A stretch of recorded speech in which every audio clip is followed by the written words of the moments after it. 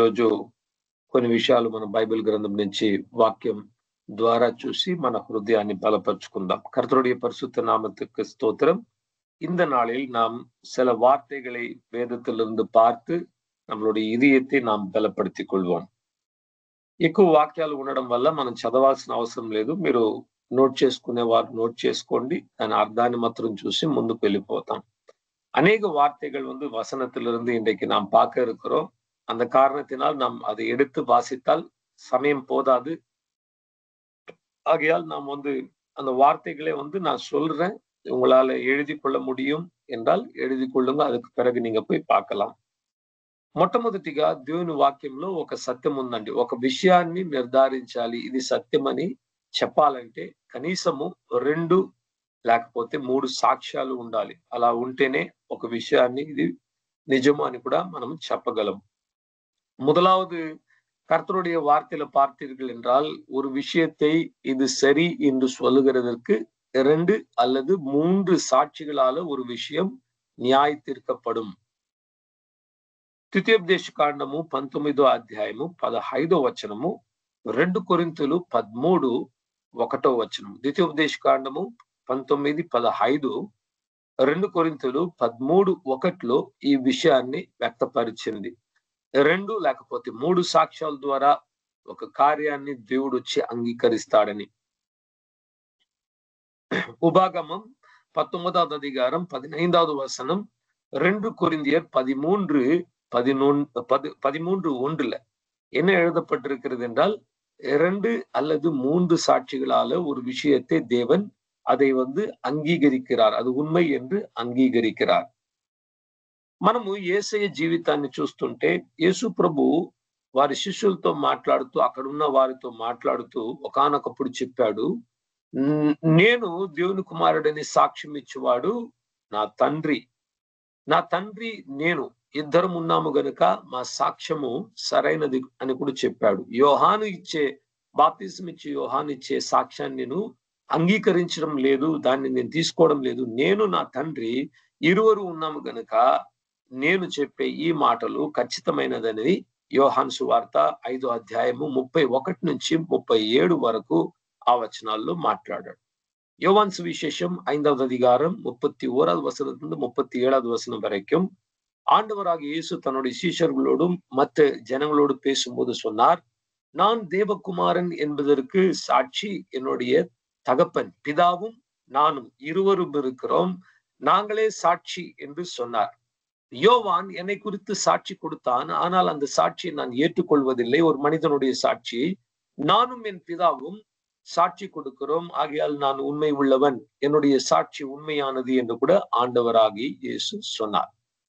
ఈరోజు వాక్యం నుండి మనం నేర్చుకోబోయే కార్యాలు ఏంటంటే, దేవుని వాక్యము ఎంత సత్యంగా ఉంది. ఆ సత్యమైన మాటలు మనం నమ్మచ్చా? అసలు మన జీవితంలో జరిగే కొన్ని కార్యాలను చూస్తుంటే వాక్యానికి విరుద్ధంగా, లేకపోతే వాక్యము కూడా నిజమా లేదా అన్నట్టు మనకు సందేహాన్ని పుట్టించే సమయాలు ఉంటాయి. అటువంటి పరిస్థితులు కలుగుతూ ఉంటుంది. இப்போ இந்த கால நேரத்துல கர்த்தருடைய வார்த்தை எவ்வளவு உண்மையானது, நாம் அதை நம்ப தகுந்ததா, நம்மளுடைய வாழ்க்கையில வருகிற பிரச்சனைகள் போராட்டங்களை வைத்து பார்க்கும்போது, நம்மளுடைய சூழ்நிலைகளை பார்க்கும்போது சில வேளைகளில தேவனுடைய வார்த்தையே பொய்யாக இருக்கிறது போல கூட நமக்கு తోంடும். కానీ బైబిల్ గ్రంథము వాక్యం గురించి ఏం సాక్ష్యం ఇస్తుందనేది ఒక 2-3 సాక్ష్యాలు మనం చూద్దాం. இன்றைக்கு வேத புத்தகத்திலிருந்து கர்த்தருடைய வசனத்திற்கு எவ்விதமான సాక్షి கொடுக்கிறது என்று ஒரு 2-3 సాక్షిகளை பார்ப்போம். మొట్టమొదటిగా యోహాను సువార్త 17వ అధ్యాయము 17వ వాక్యములో యేసుక్రీస్తు ప్రభువు ఈ లోకము నుంచి విడిచిపెట్టి వెళ్ళేక ముందు, సిలువకు వెళ్ళేక ముందు ఒక చివరి ప్రార్థన, ప్రధాన యాజకుని ప్రార్థన చేశాడు. ఆ ప్రార్థనలో యోహాను 17వ అధ్యాయము 17వ వాక్యములు ఇలా చెప్పాడు, నీ వాక్యము సత్యమైనది, మీ వాక్యము చేత మీరు వీరిని పవిత్రపరిచారని కూడా యేసుక్రీస్తు మాట్లాడాడు. Thy word is truth and you have sanctified them by your word. யோவான் சுவிசேஷம் 17வது அதிகாரம் 17வது வசனத்தில் கர்த்தராக இயேசு கடைசியாக சிலுவைக்கு போகிறதுக்கு முன்பாக அவர் ஒரு பிரதான ஆசாரியனாக தன்னுடைய ஜனங்களுக்கும் விசுவாசிகளுக்கும் முக்கியமாக சீஷர்களுக்காக ஜெபம் செய்தார். அந்த ஜெபத்துல என்ன சொன்னார்? உம்முடைய வார்த்தை சத்தியமானது. உம்முடைய வார்த்தை சத்தியமானது. உங்களுடைய வார்த்தையே ஒரு மனிதனை பரிசுத்தப்படுத்துகிறது, அவர்களை சுத்திகரிக்கிறது உங்களுடைய வார்த்தை என்று சொன்னார். రెండవది కీర్తనలు 119 140 వాక్యము. ఈ వాక్యం ఏం చెప్తుందంటే, thy word is very pure. మీ వాక్యము చాలా పవిత్రమైనది, కల్మషము లేనిది, చాలా విలువైనది, చాలా సున్నితమైనదని దేవుని వాక్యం చెప్తుంది. சங்கீதம் 119 140 வசனம் சொல்லுகிறது, உங்களுடைய வார்த்தை சுத்தமானது, மிகவும் மிகவும் சுத்தமானது, ரொம்பவும் சுத்தமானது, எந்த விதமான பழுதில்லாமல், எந்த விதமான కలపడం ఇల్లామల్ సుత్తమా இருக்கிறது தான் దేవునుடைய వార్తే. దేవుని వాక్యం చూడండి, చాలా పవిత్రమైందంట. అందులో ఎటువంటి అసత్యము లేదు, అందులో ఎటువంటి అపవిత్రత లేదు, வாக்கியம்ல எటువంటి கல்மஷமும் లేదు. தேவனுடைய வார்த்தை சுத்தமாக இருக்கிறது, அது பரிசுத்தமா இருக்கிறது, அதுக்குள்ளாக பாவம் இல்லை, குற்றம் இல்லை, அழுக்கு இல்லை. మూడోది మత్తయి సువార్త 24వ అధ్యాయము 35వ వాక్యంలో యేసుక్రీస్తు ప్రభు ఇలా చెప్పాడు, ఆకాశము భూమి గతించిపోవును గాని నేను పలికిన ఏ ఒక్క మాట కూడా ఎంత మాత్రము అది అస్సలు మారదని కూడా యేసుక్రీస్తు ప్రభు చెప్పాడు. மத்தேயு சுவிசேஷம் 24வது அதிகாரம் 35வது வசனத்தில் ஆண்டவராக இயேசு சொன்னார், வானமும் பூமியும் கடந்து போகும், அழிந்து போகும், ஆனால் என்னுடைய வார்த்தையோ ஒரு நாளும் ஒருபோதும் அழியாது. என்னுடைய வார்த்தை அப்படிப்பட்டது என்று சொன்னார்.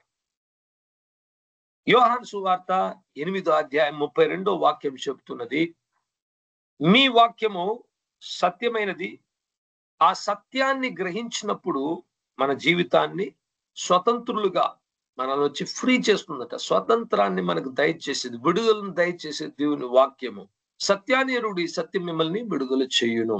யோவான் சுவிசேஷம் 8வது அதிகாரம் 32வது வசனத்தில் ஆண்டவராக இயேசு இப்படி சொல்லுகிறார், సత్యத்தை அறியுங்கள், సత్యం உங்களை విడుదల ఆக்கும். ఈ బైబిల్ గ్రంథంలో ఉన్న సత్యాన్ని మనం గ్రహించినట్లయితే, గ్రహించడం అంటే అర్థం చేసుకోవడం మాత్రం కాదు, అనుభవించి అనుభవ జ్ఞానంగా చేసుకున్నప్పుడు ఏం జరుగుతుందంటే, మనలో ఒక విడుదలను, శారీరంలో ఒక విడుదల, మనస్సులో ఒక నెమ్మది, ఆత్మలో ఒక బలాన్ని ఖచ్చితంగా దయచేస్తుంది. சத்தியத்தை அறியுங்கள், இந்த சத்தியம் உங்களை விடுதலையாக்கும். தேவனுடைய வார்த்தை தான் சத்தியம். இந்த வார்த்தையை படிக்கிறது மாத்திரம் கிடையாது, புரிந்து கொள்வது மாத்திரம் கிடையாது, அந்த வார்த்தைகளை நம்மளுடைய அனுபவ ஞானமாக செயல்பட்டு செய்து அதை అనుభవిக்கும் போது என்ன நடக்கிறது, நமக்கு విడివిக்கிறது.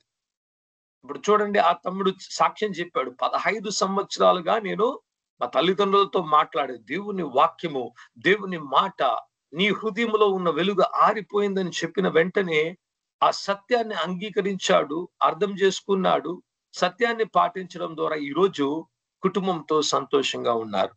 ఇక్కడే ఉన్నారు మీ ముందుగా సాక్ష్యం. అతడు కూడా ఈ కాల్లోనే ఉన్నాడు. இன்னைக்கு பாருங்க, இந்த அருமையான தம்பி ஸ்டீபன் நம்மளுடைய கால்ல தான் இருக்கிறாங்க. அவங்களுடைய வாழ்க்கையில 15 வருடமாக அப்பா அம்மா கிட்ட பேச முடியாத ஒரு கசப்பு. ஆனா கர்த்தருடைய தீர்க்க தரிசன வார்த்தை, ஞானத்தை உணர்த்துகிற வார்த்தை, அறிவை சொல்லுகிற வார்த்தை வந்த உடனே உன்னுடைய இதயத்தில் இருக்கிற அந்த விளக்கு எரியாமல் இருக்குது, அது எரிய வேண்டும் மகனே என்று சொன்ன உடனே என்ன நடந்தது, அவங்களுடைய வாழ்க்கை அந்த சத்தியத்தை அங்கீகரித்தனால் சத்தியம் இன்றைக்கு விடுதலை ஆக்கி இருக்கிறது. இப்போ பாருங்க, அவர் இந்த பிரேயர்ல தான் நம்மளோடு தான் இருக்கிறார். சாட்சி சொன்னது நீங்க கேட்டீங்க, இதெல்லாம் உண்மை, இது எந்த விதமான பொய் கிடையாது, இதெல்லாம் உண்மையான சாட்சி. வாழ்க்கை மாறி இருக்கிறது, ஊழியம் செய்யணும் என்கிற మనపాన్మియోడు ఇంటికి இருக்கிறாங்க. కర్తర్ அவங்களை ఆశీర్వదించటం. చూసారా, సత్యాన్ని మీరు గ్రహించినట్ల సత్యము మిమ్మల్ని విడుదల చేస్తుంది. సత్యத்தை அறியுங்கள், సత్యం உங்களை విడుదలయాக்கும். அடுத்தது కీర్తనలు 119 105 వచనము, నీ వాక్యము నా పాదములకు దీపముగాను నా మార్గమునకు వెలుగుగా ఉన్నది అని కీర్తనకారుడు చెప్తున్నాడు. சங்கீதக்காரன் சங்கீதம் 119 105வது வசனத்துல சொல்லுகிறார், கர்த்தாவே உம்முடைய வார்த்தை என் பாதத்துக்கு விளக்காகும், என் பாதத்துக்கு தீபமாகும், என்னுடைய பாதைக்கு வெளிச்சமாக இருக்கிறது என்று சொல்லுகிறார். Thy word is lamp unto my feet and light unto my path.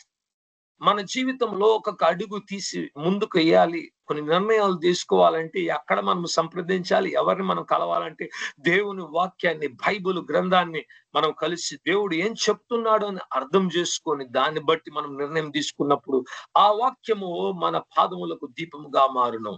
நம்மளுடைய வாழ்க்கையில சில நிர்ணயங்கள், சில முடிவுகளை எடுக்க வேண்டும் என்று நினைக்கும் போது, முக்கியமான முடிவுகள், ஒவ்வொரு காரியத்தை செய்யும் போது எங்க நாம் போய் ஆலோசனை கேட்கணும், வசனத்துல போய் வசனத்துல தேடணும். ஆண்டவரே என்ன சொல்லுகிறீங்க, இந்த விஷயத்தை நான் எப்படி செய்யணும் என்று தேடும் போது அந்த வார்த்தை நம்மளுடைய పాదத்துக்கு దీపமாக మారుகிறது. సో ఇన్ని వాక్యాలు మనం చూసాం.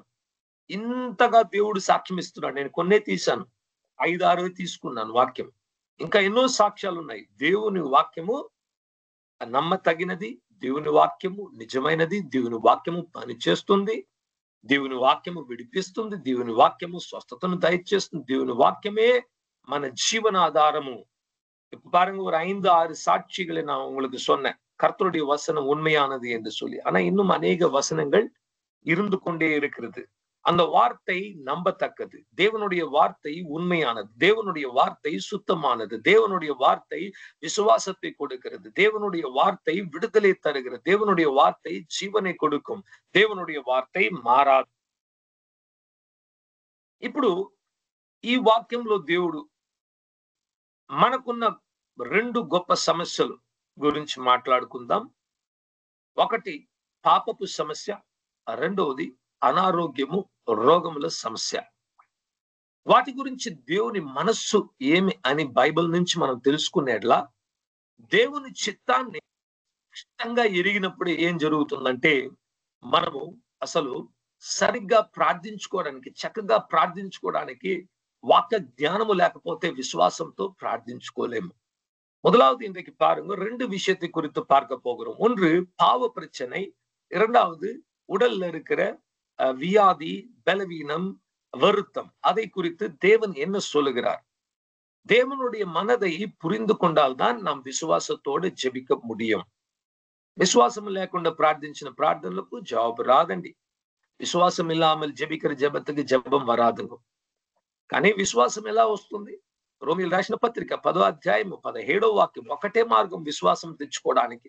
నాకు విశ్వాసం తక్కువ ఉందనుకుంటున్నారో, ఒకటే మార్గం విశ్వాసం సంపాదించుకోవడానికి, దేవుని వాక్యాన్ని అత్యధికంగా చదివి వినిపించుకోవడం ద్వారానే విశ్వాసం కలుగుతుందే గాని వేరే దేని ద్వారా కలగదు. అద్భుతాలు చూడడం ద్వారా కలగదు విశ్వాసం. దేవుని వాక్యాన్ని వినడం ద్వారానే విశ్వాసం కలుగుతుందని దేవుని వాక్యము స్పష్టపరుస్తా ఉంది.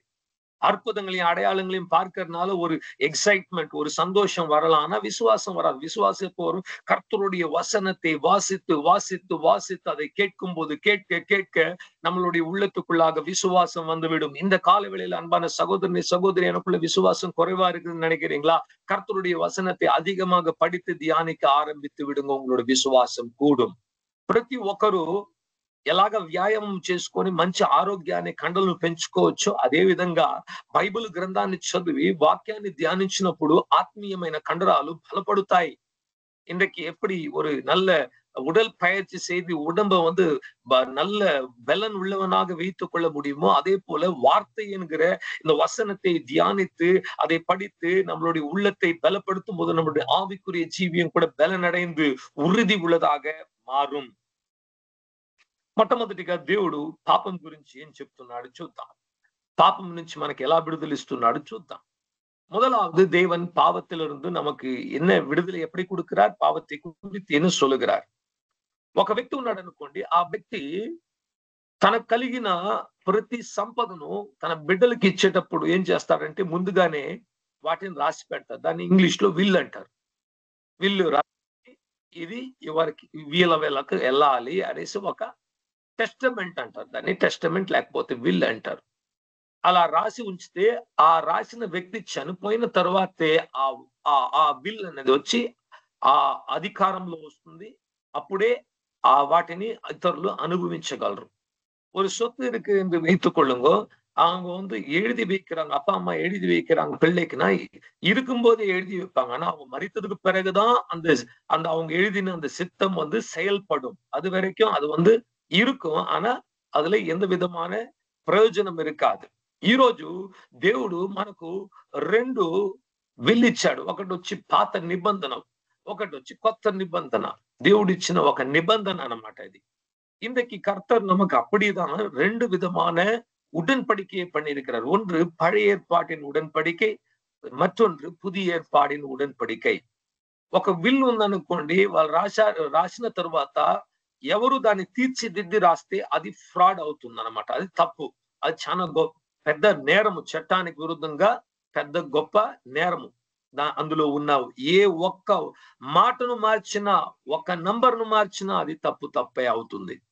ఏది ఎవరు అందులో రాయడానికి లేదు, తీసేయడానికి లేదు. ఎక్కువ రాస్తేనూ తప్పు, ఉన్నదాన్ని కొట్టివేస్తే కూడా தப்பவுతుంది, நியாயம் ஜரகது. ஒரு அந்த ஒரு வீல் இருக்குது என்று வைத்துக் கொள்ளுங்க. அந்த வில், அதுல அந்த மனிதன் இறந்ததுக்கு பிறகு யாராவது ஒரு வார்த்தை அதை கூட்டி எழுதினாலும் அது குற்றம். அந்த వార్తயிலிருந்து ఏదాவது అడిత్తు పోటాலும் కుట్రం. ఈ రోజు దేవుడు యేసుక్రీస్తు ప్రభు మరణించి పునరుద్ధానుడై మనకు దేవుని వాక్యాన్ని ఇచ్చాడు. இன்றைக்கு ஆண்டவராக இயேசு கிறிஸ்து மரித்து உயிர்த்தெழுந்ததுக்கு பிறகு அவருடைய సత్య వసనத்தை கொடுத்தார். మన ప్రభు ఇచ్చిన ఈ బైబిల్ గ్రంథము ఆయన ఇచ్చిన విల్ అన్నమాట. ఆయన మన పేరు మీద రాసిన మన సొత్తు. இன்றைக்கு இந்த வேத புத்தகத்தில் எழுதியிருக்கிற வார்த்தைகள் நம்மளுடைய ఆండవరాக యేసు நமக்கு கொடுத்த ஒரு சுதந்திரம். ఈ యొక్క వాక్యములో ఎవడైనను ఏ వాక్యాన్నైనా కలుపుతే వాని మీద రాబోయే తీర్పులో నేను నా యొక్క శిక్షను అధికం చేస్తానని కూడా దేవుడు చెప్తున్నాడు.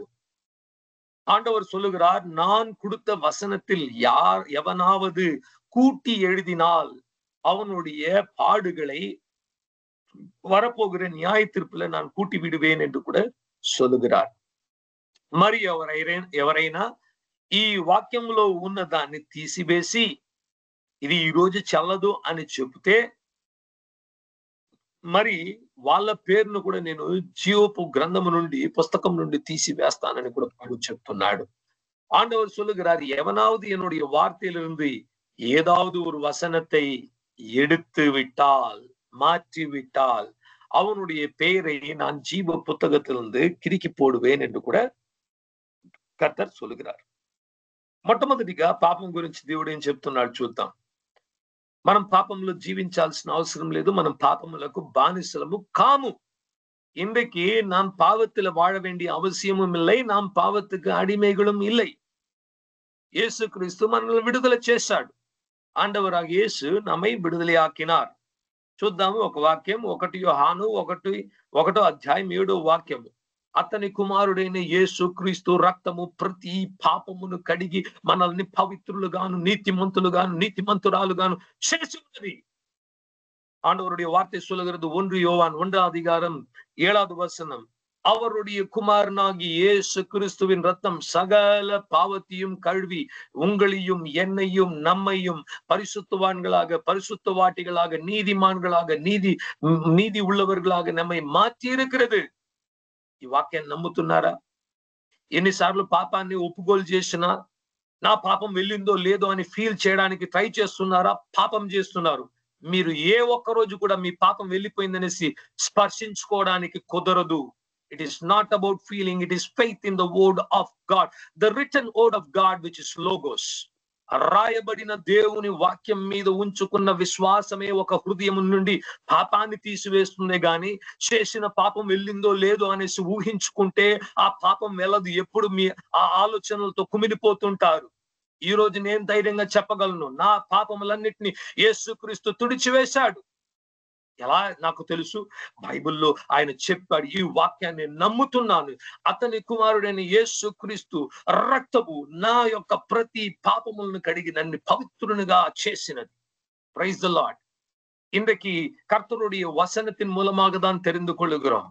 என்னுடைய பாவம் கழுவினாரா இல்லையா? பாவத்தை அறிக்கை செய்து விட்டு கூட அநேகர்களுக்கு சந்தேகம். என்னுடைய பாவம் போன மாதிரி தெரியலையே, எனக்குள்ள ஏதோ ஒரு ஃபீலிங் இருந்துகிட்டே இருக்குது. ஃபீலிங்கால எப்பவுமே தேவனுடைய வார்த்தையை உணர முடியாது. தேவனுடைய வார்த்தையை விசுவாசத்தின் மூலமாக தான் அறிந்து கொள்ள முடியும். அன்பான சகோதரனே, சகோதரி, வசனம், எழுதப்பட்ட வசனம், மாறாத வசனத்தை நம்புகிறதுனால தான் நமக்கு ரட்சிப்பு. அதுலதான் நம்மளுடைய பாவ மன்னிப்பு இருக்கிறது. இன்றைக்கு என்ன கேட்டீங்கன்னா, என்னுடைய பாவங்கள் எல்லாம் மன்னிக்கப்பட்டிருக்கிறது தைரியமா சொல்ல முடியும். அதனுடைய காரணம் நான் பெரிய ஆளு கிடையாது. வசனத்துல தேவன் எழுதி வைத்திருக்கிறதுனால அதை நான் விசுவாசித்து சுதந்திரிக்கிறேன். நீங்களும் சுதந்திரிக்கலாம். 1 యోహాను 1:9-10 వాక్యాలు ఇలా చెబుతుంది. మనము హృదయమందు విశ్వసించి నోటి ద్వారా ఒప్పుకోలు చేసి మన పాపములను మనము దేవుని దగ్గర ఒప్పుకుంటే దేవుడు యథార్థవంతుడంట మన పాపములన్నిటిని కూడా కడిగి వేయడానికి.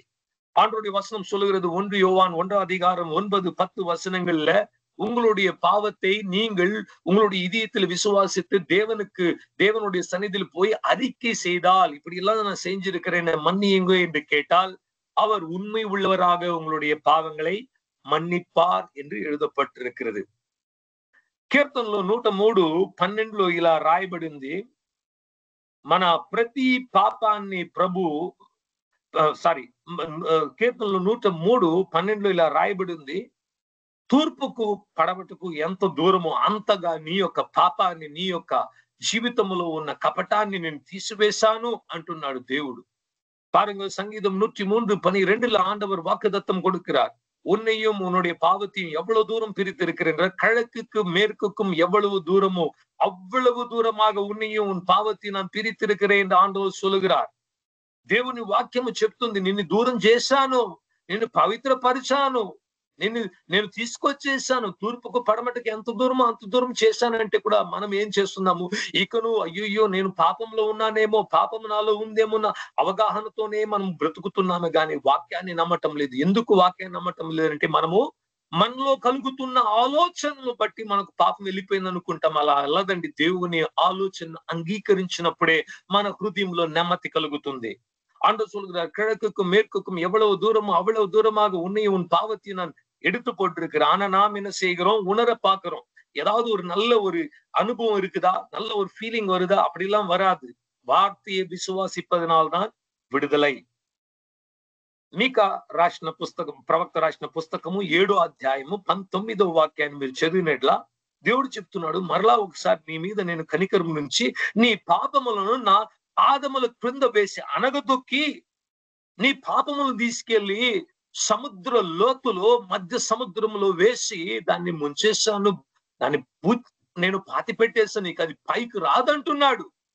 மீகா தீர்க்கதரிசன புஸ்தகம் 7:19 ஆண்டவர் சொல்லுகிறார், இந்த ஒரு முறை உன்மேல் நான் இரக்கமாகிறேன், மனதுருகி உன்னுடைய பாவங்களை என்னுடைய பாதத்தின் கடியில போட்டு நசுக்கி அவைகளை கொண்டு போய் சமுத்திரத்தின் ஆழத்துக்குள்ளாக போட்டு அவைகளை நான் புதைத்து விட்டேன் என்று ஆண்டவர் சொல்லுகிறார். கர்த்தருக்கு ஸ்தோத்திரம், దేవునికి స్తోత్రం. చూడండి, దేవుడు ఎంత గొప్ప కార్యం చేశాడు. మన మీద కృప చూపించడం వల్ల మన పాపాన్ని ఆయన పాదాల కింద వేసి అనగదొక్కాడంట. ఆయన అనగదొక్కితే మరలాది లేచుకుంటుందా అంటే అస్సలు లేదు, అది కిందికి వెళ్ళిపోవాల్సింది.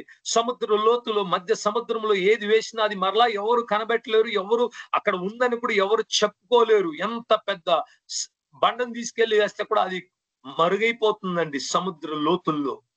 இன்னைக்கு பாருங்க, ஆண்டவர் சொல்லுகிறார், உன்னுடைய பாவத்தெல்லாம் போட்டு என்னுடைய காலுக்கடியில அதை நசுக்கி இருக்கிற ஆண்டவர் நசுக்கினா அது எழுந்து கொள்ளுமா? நிச்சயமா எழுந்து கொள்ளாது. அதை நாம் விசுவாசிக்கிறோம். அதை கொண்டு போய் சமுத்திரத்தின் கடலின் ஆழத்துக்குள்ளாக போட்டிருக்கிறேன்னு சொல்றாரு. கடலின் ஆழத்துக்குள்ள எவ்வளவு பெரிய கொண்டு போய் போட்டாலும் அது மறைந்து போய்விடும், அது இருக்கிற இடம் இல்லாமல் போய்விடும். அப்படிதான் ఆండవర్ நமக்கு இன்றைக்கு செய்திருக்கிறார். அல்லேலூயா.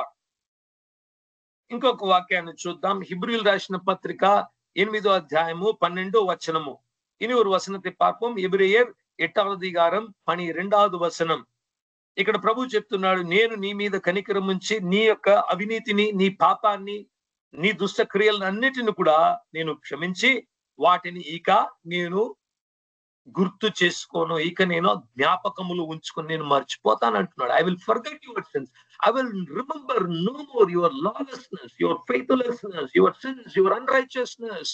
ஆண்டவர் சொல்லுகிறார், என் மகனே, என் மகளே, உன்னுடைய பாவங்களையும் உன்னுடைய குற்றங்களையும் உன்னுடைய கடந்த காலத்தில் எப்படிப்பட்டதாக இருந்தாலும் அவைகள் எல்லாவற்றையும் நான் என்ன செய்கிறேன், மன்னித்து விட்டு அதை மறந்து போகிறேன்னு நான் ஞாபகப்படுத்திக் கொள்ள மாட்டேன். చూడండి, దేవునికి మనిషికి ఉన్న వ్యత్యాసం అది ఒక్కటే. మనుషులైన మనము ఎవరినైనా కూడా క్షమించగలము, కానీ ఎప్పుడు కూడా వాళ్ళు చేసింది మర్చిపోమండి. மனிதர்களுக்கும் தேவனுக்கும் இருக்கிற வித்தியாசம் இதுதான். மனிதர்களாகிய நாம் யாரு வேணாலும் மன்னிச்சிருவோம், ஆனா மறந்து போக மாட்டோம், ஞாபகம் வச்சுக்கிட்டே இருப்போம். మర్చిపోవడము అసాధ్యము మనుషులకు. ఒక చిన్న తప్పు చేస్తే కూడా 20 సంవత్సరాలు పెళ్లి జీవితంలో ఎప్పుడో చేసిన దాన్ని ఒక భార్య ఒక భర్త మరలా చెప్తారు, ఆ రోజు ఈ మాట నువ్వు నాకు చెప్పావు, నాకు గుర్తుంది. 20 ஆண்டு திருமணம் செய்து கொண்டதுக்கு பிறகு கூட எப்பயோ என்றைக்கோ மன்னிக்கப்பட்ட காரியத்தை மறுபடியும் சொல்லுவாங்க. எனக்கு தெரியும் அன்னைக்கு நீ இப்படி எல்லாம் செஞ்ச, இப்படி எல்லாம் பேசின. దేవుడు ఒకవేళ మనిషిలాగా ఉండుంటే ఆయనతో మనము జీవించలేము. మన పాపములు మన తల వెంట్రుకల కంటే ఎక్కువ ఉందంట. ஆண்டவர் ஒருவேளை நம்மை போல ஒரு மனிதனை போல ஞாபகம் வைத்துக் கொண்டிருந்தால் அவரோட நாம் நடக்க முடியாது. ஏன்னு கேளுங்க, நம்மளுடைய பாவங்கள் தலைமுடியை விட அதிகமாக இருக்கிறது. దేవుడు ఏ పాపాన్ని మీరు ఒప్పుకోలు చేసి పశ్చాత్తాపపడి కన్నీరు కార్చి యేసుక్రీస్తు నా పాపమును భరించాడు అని విశ్వసించినప్పుడే ఆ క్షణమే ఆయన రక్తం ఆయన మర్చిపోతున్నాడు. ఆ పాపాన్ని మీరు చేసిన దాన్ని కూడా గుర్తుకుంచుకోడు. ఆయన పుస్తకంలో అవి ఉండవు.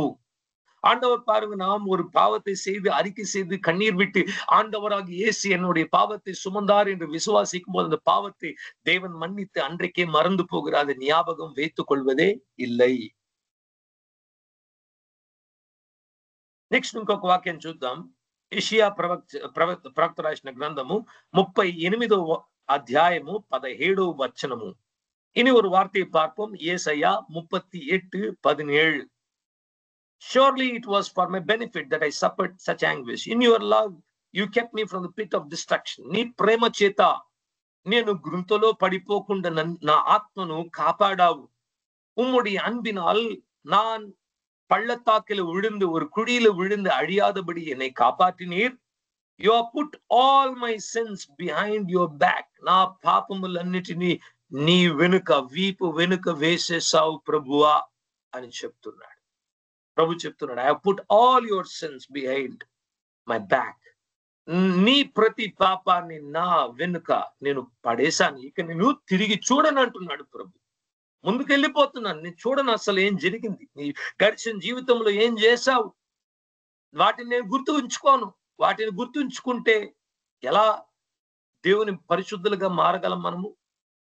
ஆண்டவர் சொல்லுகிறார், உன்னுடைய கடந்த காலத்தில் நீ செய்தவைகளை பூர்வமானவைகளை நான் யோசிப்பதில்லை, சிந்திப்பதில்லை. அதை என்னுடைய முதுகுக்கு பின்பாக போட்டு விட்டு நான் முன்னோக்கி போய் கொண்டிருக்கிறேன். ఇంతగా దేవుడు మన పాపాన్ని మనలోంచి తీసివేసేసాడు. వీటిని ఎలా అనుభవించడం అండి? వినడానికి బాగుంది, ఎలా అనుభవించడం? విశ్వసించడం ద్వారా. దేన్ని విశ్వసించడం? మన ఆలోచనలు కాదు, మనకు కలిగే ఫీలింగ్స్ కాదండి, వాక్యాన్ని. మీకు ఎప్పుడల్లా మీ పాపం గుర్తుకొస్తుంది, ఈ వాక్యాన్ని చదివి చెప్పండి, లేదు ప్రభువా నా పాపాన్ని నువ్వు మర్చిపోయా. உங்களுடைய பாவம் எப்பொழுது செய்த பாவம் மறுபடியும் ஞாபகம் வந்துச்சுன்னா அந்த கில்ட்டி ஃபீலிங் என்ன பண்ணணும்? இந்த வசனத்தை எடுத்து வாசிக்கணும். இல்ல ஆண்டவரே, என்னுடைய பாவத்தை நீர் முற்றிலும் நீக்கி விட்டீர், என்னை விடுதலை ஆக்கி விட்டீர், என்னுடைய பாவங்களை நீர் மறந்து போனீர் என்று நாம் జీవిక வேண்டும். ప్రేమైన దేవుని బిడ్డలారా, ఈరోజు దేవుడు తన వాక్యం ద్వారా సత్యాన్ని మనకు ప్రకటిస్తున్నాడు. அன்பான தேவனுடைய ஜனமே, இன்றைக்கு ஆண்டவர் தன்னுடைய வசனத்தின் மூலமாக நமக்கு அவருடைய సత్యத்தை வெளிப்படுத்தி கொண்டிருக்கிறார். వాక్యం మనకు వెలుగు. చూడండి ఎంత వెలుగు చూపిస్తుంది. మనం కంగారు పడాల్సిన అవసరం లేదు. ఎందరో క్రైస్తవులు, నిజమైన క్రైస్తవులు ఎందరో తెలుసు అండి మీకు? ఎంతగానో దేవుని దగ్గర ఉంటే కూడా ఎప్పుడో చేసిన గుర్తు చేసుకుని ఊరికి నేడుస్తున్నారు. దేవుడు అసలు గుర్తులో ఉంచుకోవడం లేదు. క్షమించాడు. ఎందుకు? మరలా గడిచిన కాలంలో చేసిన చెత్తను మరలా తీసుకొని హృదయంలో ఉంచుకొని దేవుని దగ్గర బాధపడుతూ దేవునితో ఐక్యం కాకుండా ఆ పాపము గిల్టీ ఫీలింగ్ తోనే బ్రతుకుతున్న వాళ్ళు ఎందరు ఉన్నారో తెలుసా? క్రైస్తవ జీవితంలో విజయం లేని జీవితాన్ని జీవించడం, ఆ గిల్టీ ఫీలింగ్స్ అంతా ఉంచుకోవడం వల్ల భారమైపోతుంది, ప్రార్థించుకోలేకపోతున్నారు. எத்தனையோ கிறிஸ்தவர்கள், நல்ல கிறிஸ்தவங்க, பாவம் மன்னிக்கப்பட்ட பாவத்துக்காக மறுபடியும் அழுது தேவையில்லாம அந்த பழைய భారத்தை எல்லாம் సుమంది కర్తరోடு జెబిక முடியாம இருக்கிறாங்க. రెండవది, మనం ఈరోజు చూసే దేవుని మనస్సులో స్వస్థత గురించి, మరి మన ఆరోగ్యం పట్ల దేవుడు శరీరంలో మనకు స్వస్థత, ఆరోగ్యం పట్ల వాక్యంలో మనకు ఏమిస్తున్నాడు, అసలు దేవుని మనస్సు ఎలా ఉంది, మన స్వస్థత నొందుట விஷயమైనా మనకు ఆరోగ్యం పుట్టించే விஷயమైనా చూద్దాం. நாம் இப்போது இரண்டாவதாக நம்மளுடைய சரீரத்தில் சுகமும் ஆரோக்கியத்தையும் தேவன் எப்படி விரும்புகிறார், அவருடைய வார்த்தையில் எப்படி சொல்லுகிறார். నిన్నటి దినంలో నేను ఎక్కువ ఆలోచిస్తుంటే నా మనసులో కలిగింది ఒక్కటే, దేవుడు ఏమనుకుంటున్నాడంటే నేను అస్సలు అర్థం చేసుకోలేను. కానీ ఈ పుస్తకాన్ని, ఈ బైబిల్ గ్రంథాన్ని తీసుకుంటే దేవుడిని నేను చూడగలుగుతున్నాను. நான் பாருங்க நேற்று தினத்தில் யோசித்துக் கொண்டிருந்தேன். கர்த்தரை எப்படி சந்திப்பது? எப்படி அவர் மனசுல இருக்கிற புரிந்து கொள்வது? ரொம்ப சுலபம். இந்த வசனத்தை எடுத்து இந்த வசனத்தை பார்க்கும்போது தேவன் இந்த வசனத்துல தெம்படுகிறார். இந்த வசனத்தின் மூலமாக பேசுகிறார். அதான் இதுதான் அவருடைய మనసుங்க. இந்த వార్తే தான் దేవునుடைய మనసు. ఈ వాక్యమే దేవుని యొక్క మనస్సు. ఈ వాక్యమే దేవుని ఆలోచన. ఈ వాక్యమే దేవుని చిత్తము. ఈ వాక్యమే దేవుని ఆశ. ఈ వాక్యంలో ఉన్నది దేవుని కోరిక మీ పట్ల, నా పట్ల. நம்மளுடைய வாழ்க்கை மேல வைத்திருக்கிற தேவனுடைய சித்தம் இந்த வார்த்தையில இருக்குது. நம்மை குறித்து தேவன் எப்படி யோசிக்கிறார் இதுல இருக்கிறது. தேவன் எப்படிப்பட்டவர் இதுல இருக்கிறது. தேவன் என்ன செய்வார் இதுல இருக்கிறது. இந்த వార్తైக்குள்ளதாக தான் தேவன் క్రియ செய்கிறார்.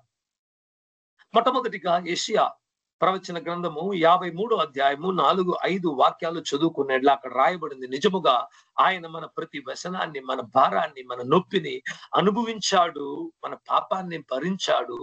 ఆయన కొట్టబడిన దెబ్బల చేత మనకు స్వస్థత కలిగెను. வசனம் சொல்லுகிறது, ஏசாயா 53:4-5 வசனங்களை, மெய்யாகவே அவர் நம்மளுடைய பாடுகளை சுமந்தார், நம்மளுடைய நோய்களையும் சுமந்தார், நம்மளுடைய பாவங்களை சுமந்தார், அவருடைய தழும்புகளால் நாம் సుగమానోం. ఆయన దెబ్బల చేత మన స్వస్థత పొందుకుంటున్నామని చెప్పలేదు, పొందుకున్నాము. பாஸ்ட் டென்ஸ், గడిచిన కాలంలో రాయబడి ఉంది. இந்த வசனத்தை நீங்க தெளிவாக பார்த்தால், அவருடைய தழும்புகளால சுகம் பெற போகிறோம் இல்லை, அவருடைய தழும்புகளால சுகம் பெற்றுக் கொண்டிருக்கிறோம் இல்லை. என்ன எழுதியிருக்குது? அவருடைய தழும்புகளால சுகத்தை பெற்றுக் கொண்டோம், ముడింది విట్టది. అది நடந்து పోన కాలமாக சொல்லுகிறது. ఈ రోజు మన శరీరానికి స్వస్థతను దేవుడు ఈ రోజు ఇచ్చేశాడు. 2000 సంవత్సరాల కిందట యేసుక్రీస్తు మన ప్రతి రోగాన్ని, ఎంతగా మన పాపాన్ని భరించాడు అంతగా మన రోగాన్ని కూడా ఆయన తన శరీరములో తీసుకెళ్లాడు. ஆண்டவராக இயேசு நம்மளுடைய பாவத்தை எவ்வளவு சுமந்தாரோ உண்மையோ அவ்வளவு உண்மையே நம்மளுடைய வியாதியும் நம்மளுடைய பலவீனத்தையும் அவர் சுமந்தார். యేసుక్రీస్తును చూస్తేనే తండ్రి యొక్క మనస్సును మనం చూడగలము. యేసుక్రీస్తు జీవితమే దేవుని చిత్తము. ஆண்டவராகிய இயேசுகிறிஸ்துவின் வாழ்க்கையே பிதாவுடைய சித்தம் அவருடைய வாழ்க்கையில் வெளிப்பட்டது. యేసయ్య అనారోగ్యంలో ఉన్న ప్రతి ఒక్కరిని స్వస్థపరిచాడు. నా బైబిల్ గ్రంథంలో నేను చదువుకుంటే యేసుక్రీస్తు ప్రతి ఒక్కరిని స్వస్థపరిచాడు. என்னுடைய வேத புத்தகத்தில் நான் வாசிக்கும் போது இந்த வேதத்தில் இருக்கிற இயேசு எல்லோருடைய நோயையும் சுமந்து தீர்த்தார், எல்லோருடைய நோயும் சுகப்படுத்தினார். యేసయ్య దగ్గర వచ్చిన ఏ ఒక్కరిని కూడా ఇది దేవుని చిత్తము, ఈ నొప్పితో నువ్వు ఉండాలి, ఈ బాధతో నువ్వు ఉండాలి, ఈ అనారోగ్యము నీకు అలాగే ఉండిపోతుందని చెప్పలేదు. స్వస్థపరిచి దేవుని నామ మహిమ కొరకు ఇది కలిగిందని కూడా చెప్పాడు. ஆண்டவர் வந்து எந்த ஒரு மனிதனும், ஆண்டவர் எனக்கு வியாதி இருக்கு, நான் மரிக்கிற தருவாயில் இருக்கிறேன், என்னை ரட்சியம் என்று சொன்னா, இல்ல நீ அந்த வியாதியிலே மரித்து போ, நான் என்னுடைய சித்தம் கிடையாது, உனக்கு நான் பொறுமையை கருத்து கொடுக்கிறேன், உனக்கு நான் சந்தோஷத்தை கொடுக்கிறேன் அப்படி சொல்லல. இயேசு சுகப்படுத்தினார், సుఖపడితే దేవునుడి నామத்தை మహింపడితినారు. ప్రతి ఒక్కరిని ప్రభు అయిన యేసు దగ్గర బుద్ధి పుట్టి వచ్చిన వారందరిని కూడా యేసుక్రీస్తు సమస్త జనాన్ని స్వస్థపరిచి పంపించాడు. అదే బైబిల్లో ఉన్న యేసు. కానీ మనం నమ్ముతున్న యేసు వేరే యేసుగా ఉన్నది. మార్చుకుందాం మన యేసు, బైబిల్లో ఉన్న యేసు ప్రతి రోగాన్ని స్వస్థపరిచే యెహోవా మన దేవుడు. நாம் வேதத்துல பார்க்கிற இயேசு கிறிஸ்து எல்லா வியாதியும் சுகப்படுத்துகிறவர், எல்லோரையும் சுகப்படுத்த அவர் அண்டை வந்து கேட்கிற எல்லோருக்கும் சுகத்தை நிச்சயமாக கொடுக்கிறார். யார் ஒருத்தரையும் வருத்தத்தோட దుఃఖத்தோட అనిపి విడిగిற தேவன் கிடையாது. కీర్తనకారుడు చెప్తున్నాడు, కీర్తనలు 103:4 వాక్యాన్ని చదువుకోండి. సంగీతం 103వ అధికారం 3-4 వచనங்களை நீங்கள் வாசித்தால் இப்படி எழுதப்பட்டிருக்கிறது. ప్రతి పాపాన్ని క్షమించువాడు, ప్రతి రోగాన్ని స్వస్థపరచువాడు, నా జీవాన్ని కాపాడిన యెహోవాకు స్తోత్రము. He forgives all my sins, he healeth all my diseases, and he delivereth my soul from destruction. அவர் என்னுடைய குற்றங்களை எல்லாம் மன்னிக்கிறார், நோய்களை எல்லாம் சுகப்படுத்துகிறார், என் ஆத்மாவை பிராணனை அழிவிலிருந்து காப்பாற்றி இருக்கிறார். அல்லேலூயா. మన ప్రతి పాపాన్ని ఆయన క్షమించాడంట. ప్రతి రోగాన్ని, అన్ని రోగాన్ని, చిన్న తలనొప్పి అయినా, క్యాన్సర్ అయినా, షుగర్ అయినా, బీపీ అయినా, ఏ ఒక్క అనారోగ్యం ఈ రోజు మెడికల్ సైన్స్ ఏ ఒక్క అనారోగ్యాన్ని కూడా స్వస్థపరచలేని దారుణమైన బలహీనమైన పరిస్థితులు ఉందన్న వాక్యాన్ని ఆ సత్యాన్ని మీకు తెలియజేస్తున్నాను. இன்னைக்கு நான் சொல்லுகிறேன், இயேசு எல்லா வியாதியும் சுகப்படுது. சின்ன தலைவலில இருந்து, காய்ச்சல் இருந்து, எலும்பு பிரச்சனையில இருந்து, கேன்சர் கட்டிகள் இருந்து எல்லாவற்றையும் இயேசு சுகப்படுத்துகிறார். இன்றைக்கு இருக்கிற மெடிக்கல் సైన్స్ நல்லதுதான், ஆனா எல்லா వ్యాధిயும் సుఖపడుతుగ முடியாது. ఈ రోజు మందులు వాడటం తప్పు లేదు, మందులు వాడుకుంటే మంచిది. అనేకులు బ్రతుకుతున్నారు. విశ్వాసం లేని వారికి మందులు, డాక్టర్లే దిక్కు. విశ్వాసం ఉన్న వారికి దేవుని వాక్యము యేసయ్యే దిక్కు. இன்றைக்கு நாம் நம்மளுடைய மருத்துவத்தையும் மருந்துகளை எடுப்பது தவறு கிடையாது. விசுவாசம் இல்லாதவங்களுக்கு மருந்து, டாக்டர்கள் இருக்கிறாங்க. విశ్వాసం ఉన్నవాళ్ళకి యేసుவும் அவருடைய వార్తயும் இருக்கிறது. దేవుడిచ్చే స్వస్థత మనుషులిచ్చే స్వస్థత కంటే శ్రేష్టమైనది. నొప్పి లేకుండా స్వస్థతనిస్తాడు. மனிதர்கள் கொடுக்கிற சுகத்தை விட தேவன் தருகிற சுகம் பரிபூர்ணமானது, ఉన్నதமானது. எந்த ஒரு நோய் இல்லாமல், எந்த ஒரு வேதனை இல்லாமல் நமக்கு சுகத்தை கொடுக்கிறார். ఈ రోజు డాక్టర్ల మీద, మందుల మీద ఉన్న విశ్వాసం మనకు దేవుని వాక్యం మీద ఉంటే మనం ఎప్పుడూ స్వస్థత నొందేవారం. ఎప్పుడో మనకు జీవము కలిగేది, ఎప్పుడో మనకు విడుదల కలిగేది, ఎప్పుడో మనం ఆరోగ్యము బాధపడుతూ మందులు తీసుకుంటూ జీవితాంతం ఉండిపోవాల్సిన వారం కాదు. జయించి బయటకు వచ్చి దేవుడిచ్చే ఆరోగ్యంలో సాక్ష్యంగా నిలబడుకొని ఉంటాం. இன்றைக்கு நமக்கு மாத்திரைகள் மேலேயும், மருந்து மேலேயும், டாக்டர்கள் மேல இருக்கிற விசுவாசம், தேவன் மேலேயும், வார்த்தை மேலேயும் இருந்திருந்தால் நம்மளுடைய ఆరోగ్యం துளிர்ந்து వ్యాధి எல்லாம் పోயிருக்கும். 30 సంవత్సరాలుగా డాక్టర్ దగ్గరికి వెళ్తున్నారు, ఇంకనూ షుగర్ తగ్గలేదు, మందులు పెట్టుకోమంటున్నాడు, ఇన్సులిన్ తీసుకోమంటున్నారు. కానీ దేవుడు అలా కాదు. నా వాక్యం ద్వారా స్వస్థపరిస్తే నీకు మందులు లేదు, ఇంజక్షన్లు లేవు, అటువంటి ఒక జీవితాన్ని ఇస్తానంటున్నాడు. நான் பார்க்கிறேன், இப்ப டாக்டர் கிட்ட போனா 30 ஆண்டு மருந்து எடுத்தாலும் நீ எடுத்துக்கிட்டே இரு, உன்னுடைய சர்க்கரை குறையவில்லை, உன்னுடைய சுகர் லெவல்ஸ் குறையலன்னு சொல்லிக்கிட்டு வருத்தத்தையும் பாரத்தையும் உண்டாக்கி கொண்டிருக்கிறாங்க. ஆனா இயேசு அப்படி கிடையாது, அவர் சுகப்படுத்துகிறார். నిర్గమకాండము 15వ అధ్యాయం 26వ వాక్యంలో చెబుతున్నాడు, నువ్వు నా మాటలకు లోబడి నా ఆజ్ఞలను గైకొనిన మీరు ఐగుప్తీయులకు నేను రప్పించిన ఎటువంటి వ్యాధిని, ఎటువంటి రోగాన్ని మీ మీదకి తీసుకురాకుండా మిమ్మల్ని స్వస్థత పరుచు యెహోవాను నేనే అని చెప్పాడు. ஆண்டவராகிய தேவன் சொல்லுகிறார், யாத்ராகமம் 15வது அதிகாரம் 26வது வசனத்தில், நீங்கள் என்னுடைய வார்த்தைக்கு கீழ்ப்பட்டு என்னுடைய வசனத்தை நீங்கள் கை கொண்டால் எகிப்தியாருக்கு வரப்பண்ண எந்த ஒரு வியாதியும் உங்களுக்கு வரப்பண்ண மாட்டேன், உங்களை சுகப்படுத்துகிற பரிகாரியான கர்த்தர் நானே என்று சொல்லுகிறார். పాత నిబంధన కాలంలో దేవునికి ఒక పేరు యెహోవా రాఫా, స్వస్థపరచు దేవుడు అంట. ఏ స్వస్థత? శరీరంలో మనకు స్వస్థతను అనుగ్రహించే దేవుడు యెహోవా రాఫా. ఈ రోజు ఆయన సజీవుడుగా ఉన్నాడు గనుక మనకు స్వస్థత కలగడం నిశ్చయం. మనకు స్వస్థత కలిగింది, దాన్ని మనం తెలుసుకుని విశ్వసించినట్ల మన శరీరంలో అది మేనిఫెస్టేషన్ కూడా అవుతుంది. இன்றைக்கு யெகோவா ராஃபா இன்றைக்கும் ஜீவனோடு இருக்கிறார். அந்த யெகோவா ராஃபா இருக்கிறார் என்று விசுவாசித்து நாம் அவர் கொடுத்த சுகத்தை வாங்கி கொண்டால் அவருடைய தழும்புகளால இன்றைக்கு நமக்கு சுகம் உண்டாகும். హల్లెలూయా, హల్లెలూయా. 1 పేతురు 2వ అధ్యాయం 24వ వాక్యంలో చెబుతున్నాడు, ఆయన దెబ్బల చేత మన స్వస్థత నొంది ఉన్నాం. 1 பேதுரு 2வது அதிகாரம் 24வது வசனத்துல சொல்லப்பட்டிருக்குது, அவருடைய தழும்புகளால சுக பெறுகிறோம். యాకోబు 5వ అధ్యాయము మధ్య భాగంలో రాయబడి ఉంది, మీలో ఎవరైనాను అనారోగ్యంగా ఉన్న ఎడలా ఏం చేయాలంట? మీ సంఘపు పెద్దలను పిలిచి నూనె అంటించి విశ్వాసపు ప్రార్థన చేసినప్పుడు ఆ రోగము స్వస్థమవుతుంది. వాని పాపములను కూడా దేవుడు క్షమించి ప్రభువు వాడిని లేపి నిలబెట్టును. யாக்கோபு 5వ அதிகாரம் நடுபாகத்தில் நாம் வாசிக்கும் போது எழுதப்பட்டிருக்கிறது, உங்களில் ஒருவர் வியாதிப்பட்டால் என்ன செய்ய வேண்டுமாம்? சபையில் இருக்கிற மூப்பர்களை கூப்பிட வேண்டும், அவர்கள் வந்து எண்ணெய் தேய்த்து அபிஷேகம் செய்து விசுவாசத்தின் ஜெபத்தை ஏறெடுக்கணும். விசுவாசத்தின் ஜெபத்தை ஏறெடுக்கும் போது அவனுடைய நோயை நான் சுகப்படுத்தி அவனுடைய படுக்கையில் இருந்து அவனை நான் எழுப்பி பாவங்களையும் மன்னிப்பேன் என்று கர்த்தர் சொல்லுகிறார்.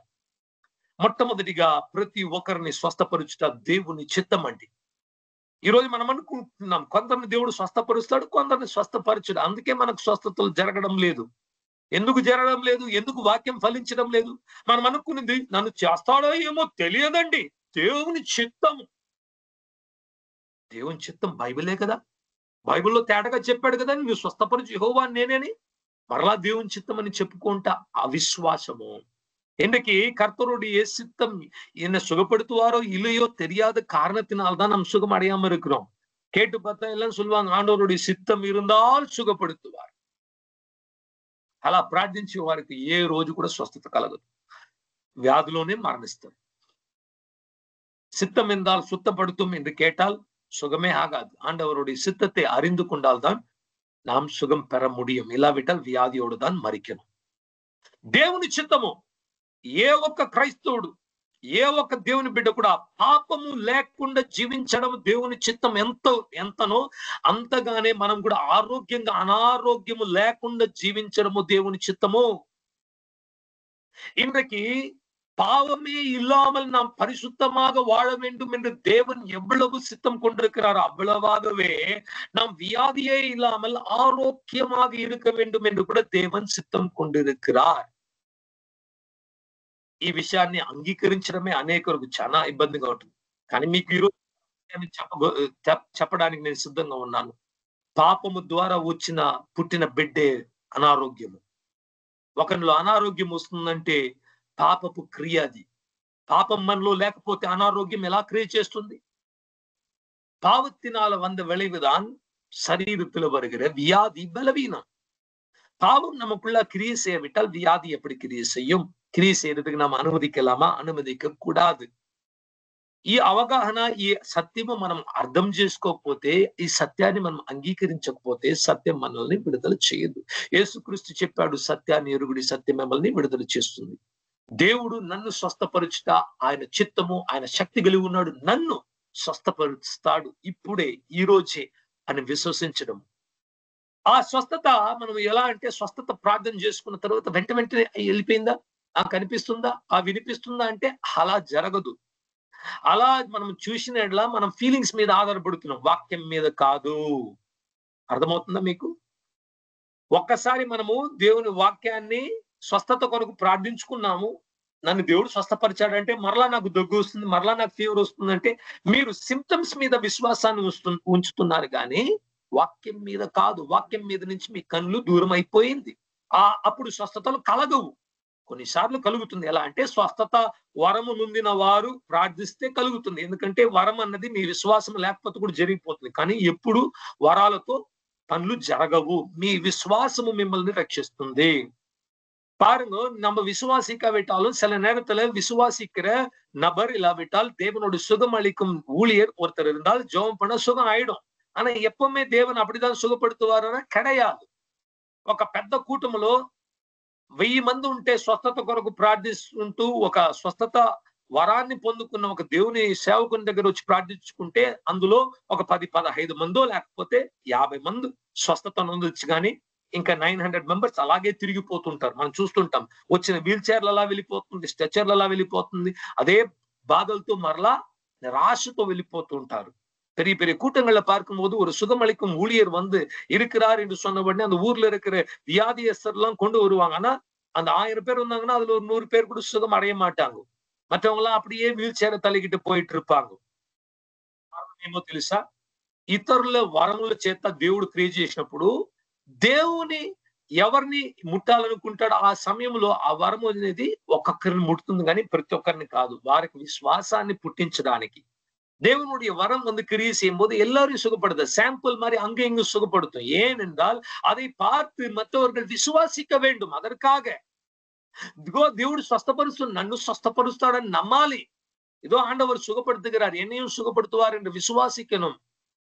బైబిల్ గ్రంథాన్ని మీరు చదివినట్లా, సువార్తలను మీరు చదివినట్లా యేసుక్రీస్తు చేసిన స్వస్థతలు 23 ఉంటే 19 స్వస్థతలు వారి విశ్వాసము చొప్పున జరిగినది అని రాయబడిందే తప్ప యేసుక్రీస్తు స్వస్థత వరం ద్వారా జరగలేదు. வேதத்துல நாம் சுவிசேஷங்களை படிக்கிற 23 சுகங்கள்ல 19 சுகங்கள் அவர்களுடைய விசுவாசத்தின் படிதான் நடந்ததே தவிர ஆண்டவராக இயேசுவின் வல்லமை இல்லாவிட்டால் அவர் சுகமளிக்கும் வல்லமையால மாத்திரம் ஆகவில்லை. కుమారుడా నీ విశ్వాసము నిన్ను రక్షించును, కుమార్తె నీ విశ్వాసము నిన్ను రక్షించును అని చెప్పాడే గాని నా వరము నిన్ను రక్షించను చెప్పలేదు, నా యొక్క శక్తి నిన్ను రక్షించి చెప్పలేదు. నీ విశ్వాసము, నువ్వు నా మీద ఉంచుకున్న విశ్వాసము, నా వాక్యం మీద ఉంచుకున్న విశ్వాసము నిన్ను రక్షించను. ஆண்டவராக இயேசு சொன்னார், உன் விசுவாசம் மகனே உன்னை ரட்சித்தது, மகளே உன் விசுவாசம் உன்னை ரட்சித்தது. என்னுடைய வரத்தினால நான் நீ ரட்சிக்கப்பட்டுன்னு சொல்ல, உன்னுடைய விசுவாசம் என் மேல நீங்க வச்சிருந்த அந்த நம்பிக்கையினால் நான் உங்களை సుఖపడితినేను என்று ఆండవర్ சொல்லுகிறார். దేవుని వాక్యాన్ని మొట్టమొదటిగా విశ్వసించాలి, ఆ తర్వాత ఈ క్రియలు జరుగుతాయి. మొదటిగా జరిగిపోతే ఎవరైనా నమ్ముతారండి. వెంటనే స్వస్థలు జరిగిపోతే అందరూ నమ్మేస్తారు. కానీ మనం మొట్టమొదటిగా దేవుని వాక్యాన్ని నమ్మాలి, ఆ వాక్యం మనలో నాటుకుపోవాలి. முதலாவது அற்புதம் நடந்து விட்டா எல்லாமே விசுவாசிச்சிருவாங்க. அற்புதம் நடக்கிறதுக்கு முன்பாகவே, சுகம் நடக்கிறதுக்கு முன்பாக இந்த சுகம் நடந்து விட்டது என்று விசுவாசம் நமக்குள்ளாக ஆணித்தரமாக பாய்ந்து ஓட வேண்டும். అప్పుడు మనము డాక్టర్లు ఏం చెప్పినా మనం నమ్మము. నాకు దేవుడు స్వస్థత అనుగ్రహించాడు, రిపోర్టు వచ్చేసింది, ప్రాబ్లం ఉంది, దాన్ని పక్కకు పడేసి బైబిల్ రిపోర్టు, ఆయన దెబ్బల చేత స్వస్థత నొంది ఉన్నాను, నాకు జీవము కలుగుతున్నది, నేను మరణించను కానీ జీవిస్తున్నాను. டாக்டர் ரிப்போர்ட் சொல்லுகிறாங்க, நீங்க இறந்து போயிடுவீங்க, உங்களுடைய வாழ்க்கை முடிஞ்சிருச்சு, கொடிய வியாதி வந்துருச்சு, அதை தூக்கி போட்டு விட்டு இந்த ரிப்போர்ட்டை பாருங்க. ఆ రిపోర్ట్ ని చూసి ఏడవకండి, ఆ రిపోర్ట్ ని పక్కన పెట్టి వాక్యాన్ని చూసి నవ్వండి. హల్లెలూయా, నేను స్వస్థత నొందున్నాను, నా యొక్క ప్రభువు నా రోగాన్ని భరించాడు గనుక నేను వాటిని నా శరీరంలో భరించాల్సిన అవసరం లేదు. என்னுடைய கர்த்தர் என்னுடைய வியாதியை சுகப்படுத்தினால நான் என்னுடைய வியாதியை இன்றைக்கு சுமக்க தேவையில்லை. ఆరోగ్యంగా ఉండాలా, ఏం చేయాలి? వాక్యంలో మనకు దేవుడు ఇచ్చాడు, ప్రిస్క్రిప్షన్ ఇచ్చాడు ఆరోగ్యంగా ఉండడానికి. ఈ రోజు ఆరోగ్యంగా ఉండడానికి అందరు చెప్తున్నారు, ఇటువంటి ఆహారాన్ని తింటే, వ్యాయామం చేసుకోండి, చెకప్స్ చేసుకోండి, మరి ఏమేమో చెప్తున్నారనమాట. బ్రీతింగ్ ఎక్సర్సైజ్ అంట, యోగా అంట, ఇలా పడుకోవాలి, కాళ్ళు పైకెత్తాలి, అన్ని చేసినా అనారోగ్యం వచ్చేస్తుంది. இன்றைக்கு பாருங்க, நம்மளுடைய சரீரத்தில் ஆரோக்கியம் பெற்றுக் கொள்ளும்படியாக நாம் என்ன செய்கிறோம்? பலவிதமான எக்ஸசைஸ், காலை கையை உயர்த்தி ஓடி ஆடி நடந்து சாப்பிட்டு எல்லாமே செய்யறோம்.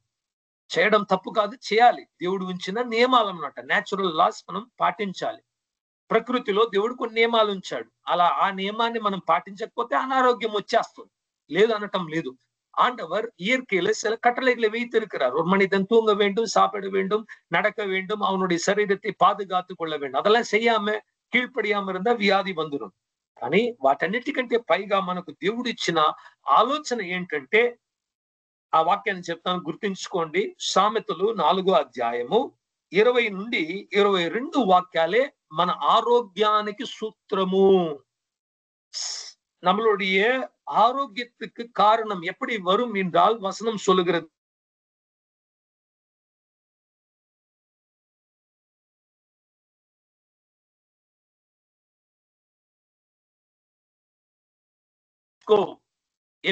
என் மகனே, என்னுடைய மகனே, என்னுடைய వార్తలకు incline thine ear unto my sayings. నా వాక్యానికి, నా మాటలకు నీ చెవి యొగ్గుము. విను, కూర్చొని విను, నేనేం చెప్తున్నాను నా వాక్యంలో. என்னுடைய வார்த்தைக்கு நீ செவி கொடு, உக்காந்து கேளு, அதை புரிந்துக்கோ, நான் என்ன சொல்ல விரும்புறேன் என்று சொல்லி, let not them depart from thine eyes. నా వాక్యము నీ కంటి ముందు నుంచి దూరం వెళ్ళిపోకూడదు. ఇప్పుడు ఏమవుతుందండి, మనం ప్రార్థించుకున్నాం, ప్రభువా నాకు స్వస్థత కావాలి, నొప్పి వస్తుంది, మళ్ళా ఆ నొప్పిని మన కంటి ముందుకు తీసుకొస్తే ఆరోగ్యం రాదు. వాక్యాన్ని తీసుకురావాలి. ప్రభువా నీ వాక్యము చెప్పిన నీ వాక్యాన్ని నేను చూస్తున్నాను, నా శ్రమలు నేను చూడడం లేదు, నా శరీరంలో కలిగే అనారోగ్యం నేను చూడడం లేదు, కానీ వాక్యాన్ని నేను చూస్తున్నాను. ఎప్పుడు నా మనసు దేవుని సత్యమైన మాటల మీద ఉంచుకుంటున్నాను. நம்மளுடைய சரீரத்தில் சுகம் வேண்டும் என்று ஜெபிச்ச உடனே சுகம் வந்து விடுச்சுன்னு விசுவாசிக்கிறீங்க. மறுபடியும் அந்த வலி வந்த உடனே அந்த வலியை நீங்க பார்க்காம என்ன பண்ணணும்? வார்த்தையே உங்களுடைய கண்களுக்கு முன்பாக வைத்துக் கொள்ளணும். Keep them in the midst of thine heart. ఆ వాక్యాన్ని ఎక్కడ ఉంచుకోవాలంటే నీ మనస్సు మధ్య భాగంలో ఉంచుకోవాలి. இந்த வார்த்தை எங்க வைக்கணும்? நம்மளுடைய உள்ளத்தின் நடு பாகத்துல அதை பாதுகாத்துக் கொள்ள வேண்டும். అర్థం ఏంటి? ఈ వాక్యాన్ని మనం కాపాడుకోకపోతే సాతాను వచ్చి అనుమానాలు తెచ్చి, ఏంది ఇలా నొప్పి వస్తుంది, ఇలా ఫీవర్ పెరిగిపోతుంది, ఇలా అయిపోతుంది, ఇంకా నువ్వేం నమ్ముకుంటున్నావు, ఇవన్నీ జరగని పని కాదు అని మనలో అనుమానాన్ని, అవిశ్వాసాన్ని తీసుకొస్తే దేవుడు స్వస్థపరచలేడు. பாருங்க, நம்மளோட உள்ளத்துல அதை பாதுகாத்துக் கொள்ளும். பிசாசு அந்த வார்த்தையை திருட பார்ப்பான். நம்மளுடைய சரீரத்துல சில நோய்கள் வரும்போது, பலவீனம் வரும்போது இதை பார்த்து விட்டு கர்த்தருடைய வார்த்தை பொய் சொல்லுகிறது என்று சொல்ல நமக்குள்ளாக அப்படி ஒரு தோற்றம் వரும். ఇలా చేసినప్పుడు ఏం జరుగుతుంది? 22వ వాక్యము, for they are life unto those that find them and health to all their body. ఈ వాక్యాన్ని మనము విని చూచి హృదయంలో దాచుకుంటే ఏం జరుగుతుందంటే, చూడండి సామెతలు 4:22లో చెప్పబడింది, అప్పుడు వాడు జీవాన్ని కనుక్కుంటాడంట, జీవం పొందుకుంటాడు, వాని శరీరం అంతటికి ఆరోగ్యాన్ని, హెల్త్ తీసుకొస్తుందంట, ఆరోగ్యాన్ని తెచ్చిపెడుతుంది. இந்த வார்த்தையை நம்மளுடைய செவிகளால கேட்டு கண்களால பார்த்து இதயத்தில் பாதுகாத்துக் கொண்டால் 22வது வசனம், இந்த வார்த்தையை கண்டுபிடிக்கிறவனுக்கு ஜீவனை கண்டுபிடிப்பான், அவனுடைய శరీరத்துக்கு எல்லாம் ఆరోగ్యం, తల నుండి అరిపాదాల వరకు ప్రతి భాగములో స్వస్థత ఇచ్చేది ఈ దేవుని జీవము కలిగిన వాక్యమే. நம்மளுடைய உச்சி தலையிலிருந்து உள்ளங்கால் வரைக்கும் எல்லா விதமான பலவீனத்துக்கும் சுகம் கொடுக்கிறது தேவனுடைய வார்த்தை ஒன்றே. ప్రియులారా, దేవుడు నిజాయిస్తుడండి, మనమే అబద్ధికులం. அன்பானவர்களே, தேவன் உண்மை உள்ளவர், நாம் தான் பொய்யர்கள். రోమీయులు రాసిన పత్రిక 3వ అధ్యాయంలో దేవుని వాక్యం చెప్తుంది, let God be true and all men liars. దేవుడు ఒక్కడే సత్యవంతుడు, ప్రతి మనిషి అబద్ధికుడు. సంఖ్యాకాండంలో ఇలా ఒక వాక్యం రాయబడి ఉంది, దేవుడు మనిషి కాదు అబద్ధం ఆడడానికి, నరపుత్రుడు కాదు ఏమార్చడానికి. ఆయన దేవుడు అండి, సత్యమే పలుకుతాడు, ఆయన తప్పు ఎప్పుడు మాట్లాడు. ఇంతవరకు మనం వినింది దేవుని సత్యము, బలమైన సత్యం ఇది, బండ వంటి సత్యం ఇది, ఏ కాలంలో మారకుండా ఉండే సత్యం ఇది. ఎవరి జీవితంలో కూడా ఎటువంటి మార్పు లేకుండా చెప్పిన వాటిని చేసే శక్తి కలిగిన వాక్యం ఇది. பாருங்க, ஆண்டவர் சொல்கிறார் என்னாகமத்தில், நான் மனிதன் கிடையாது பொய் சொல்ல. தேவன் மனிதன் கிடையாது பொய் சொல்ல, நம்ம தான் பொய் சொல்லுவோம். ஆண்டவர் பொய் சொல்ல வேண்டிய அவசியம் கிடையாது. அவர் ஏமாற்ற மனுபுத்திரனும் கிடையாது, ஏமாற்ற மாட்டார். அவருடைய வார்த்தைகள் సత్యமானது. இந்த వార్త பாருங்க, இன்னைக்கு நம்ம கேட்டதெல்லாம் ఇది என்னுடைய వార్త கிடையாது, దేవునుடைய వార్త. ఈరోజు చూడండి, నేను చెప్పింది ఇది నా అభిప్రాయం కాదు, నా ఆలోచనలు కాదు, ఉన్న వాక్యాన్ని ఇదిగో ఇలా దేవుడు చెప్తున్నాడు, ఇదే దేవుని మనస్సు, ఇదే దేవుని చిత్తము. ఈ వాక్యములో శక్తి కలదు. ఈ వాక్యము ప్రపంచంలో ఉన్న ప్రతి ఒక్కరిని స్వస్థపరచడానికి, ప్రతి ఒక్కరిని పాపం నుంచి విడిపించి పరలోకం తీసుకెళ్ళడానికి శక్తి కలిగిందిగా ఈ రోజు 21వ దశాబ్దంలో కూడా ఉంటూ ఉన్నది. ఈ వాక్యాన్ని మనం విశ్వసించినప్పుడు మనకి ఇటువంటి ప్రతిఫలాలు ఖచ్చితంగా ఖచ్చితంగా ఖచ్చితంగా కలుగుతుంది. ఎందుకంటే దేవుడు చెప్పాడు గనుక జరుగుతుంది. இந்த வார்த்தை விசுவாசிக்கும் போது இந்த 21வது நூற்றாண்டுல கூட நமக்கு நிச்சயமான ஒரு விடுதலை வரும். ஏனென்றால் இந்த வார்த்தைகள் என்னுடைய வார்த்தை இல்லைங்க, என்னுடைய அபிப்பிராயம் இல்லை, என்னுடைய ஐடியா கிடையாது. This is God's idea, this is God's truth, and it is the word which will never change.